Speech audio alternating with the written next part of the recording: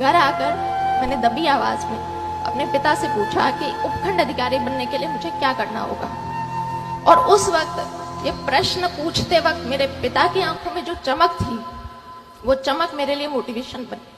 और अगर आप 10 नहीं कर सकते तो आप बात मत करो। आप है ना कानून व्यवस्था संभालो, बाकी काम हम कर लेंगे। अगर आप FIR दर्ज कर सकते हैं, प्रियंका बिश्नोई जो हमारे यहाँ की पेशेंट थी इनफर्टिलिटी ट्रीटमेंट के लिए, उनके यूट्रस में एक मायोमा गांठ थी, जिसके लिए उनको दूरबीन सर्जरी के लिए 5 तारीख को हमने एडमिट किया था। 5 को दिन में उनकी सर्जरी हो गई थी। पेशेंट सर्जरी के बाद रूम में वार्ड में शिफ्ट हो गया था। पहले 8 बजे तक वो पोस्ट ऑपरेटिव वार्ड में बिल्कुल कंफर्टेबल रही। प्रियंका बिश्नोई जो RS ऑफिसर हैं, उनके परिजनों की तरफ से हमारे को एक शिकायत प्राप्त हुई थी। राजस्थान की नारी समाज का गौरव प्रियंका बिश्नोई, जिनकी आज अहमदाबाद में मृत्यु हो गई, तो सबसे पहले मैं प्रियंका बिश्नोई की आत्मा को श्रद्धांजलि अर्पित करता हूं। साथ ही साथ ये उन लोगों के लिए एक मैसेज है कि जिन घरों में जो चिरागों से रोशनी नहीं होती, उन घर की बेटियां हैं वो भी अपना नाम रोशन या अपने परिवार का नाम रोशन कर जाती हैं।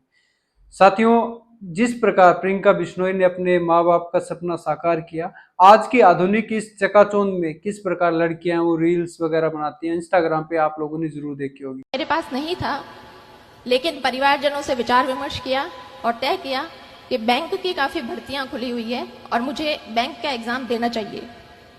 इस एग्जाम तैयारी के दौर में कास्ट सर्टिफिकेट के लिए मुझे फिर से उपखंड अधिकारी के कार्यालय में जाने का मौका मिला।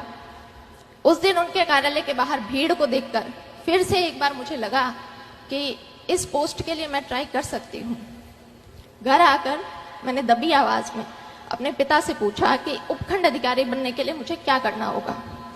और उस वक्त ये प्रश्न पूछते वक्त मेरे पिता की आंखों में जो चमक थी, वो चमक मेरे लिए मोटिवेशन बनी।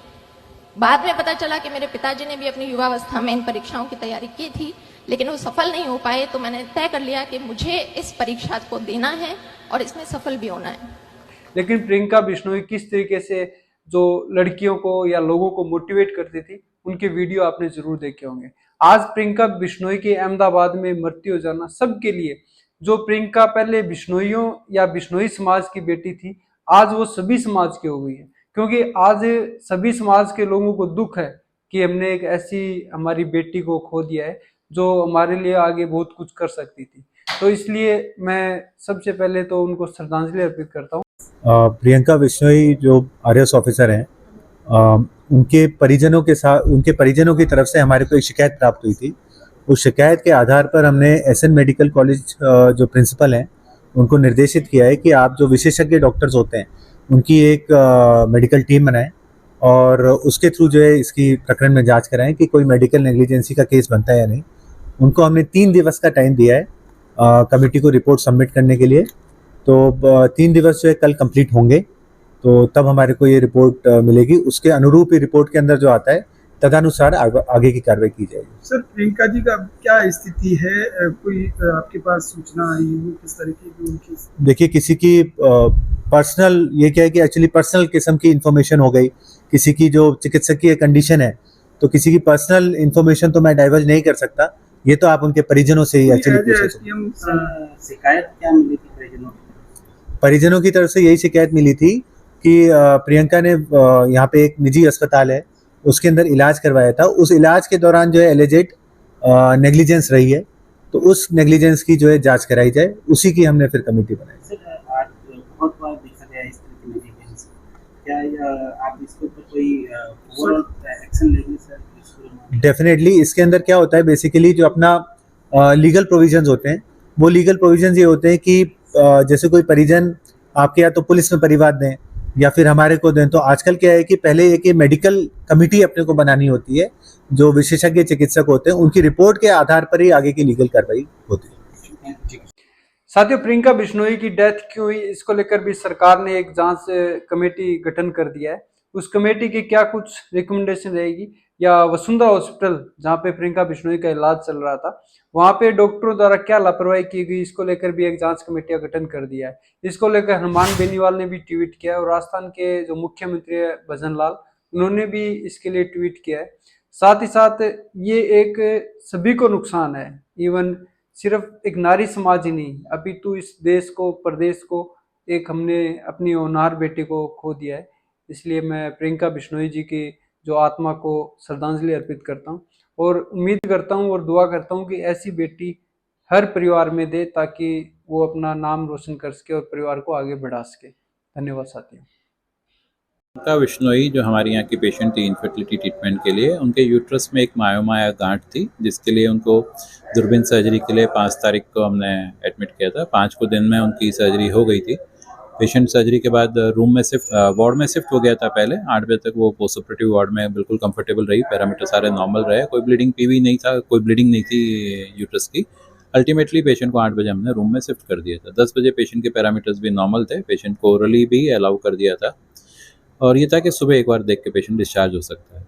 मॉर्निंग में पेशेंट को थोड़ी रेस्टलेसनेस और इरिटेबिलिटी होने लगी, तो डॉक्टर ने जब 8 बजे राउंड लिया और फिर 9 बजे जब इलेक्ट्रोलाइट्स हमने कराए तो मालूम चला सोडियम थोड़ा कम है, पर इरिटेबिलिटी काफ़ी थी।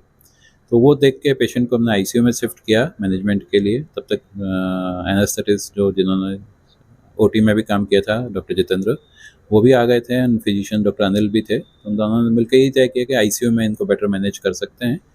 पर कांस्टेंट इरिटेबिलिटी, अनरेस्टफुल जो पेशेंट था वो बना रहा और पैरामीटर्स हम लोगों ने मैनेज करने की कोशिश की डोपामिन से, नोरेट से। पेशेंट काफ़ी स्टेबल रहा पर इरिटेबिलिटी कांस्टेंट बनी रही। फिर न्यूरो फिजिशियन को भी दिखाया, तो कांस्टेंट वो इरिटेबिलिटी का कोई डायरेक्ट कारण उस समय तक समझ में नहीं आ पा रहा था हमको। कार्डियोलॉजिस्ट ने भी देखा, इकोकार्डियोग्राफी भी की, कोई मेजर कारण वहाँ पे भी नहीं मिला। एब्डोमिनल स्कैन भी कराया आईसीयू में, वहाँ पे भी हमें कोई ऐसा मेजर कारण नज़र नहीं आया ब्लीडिंग का या कोई पोस्ट ऑपरेटिव कॉम्प्लिकेशंस का।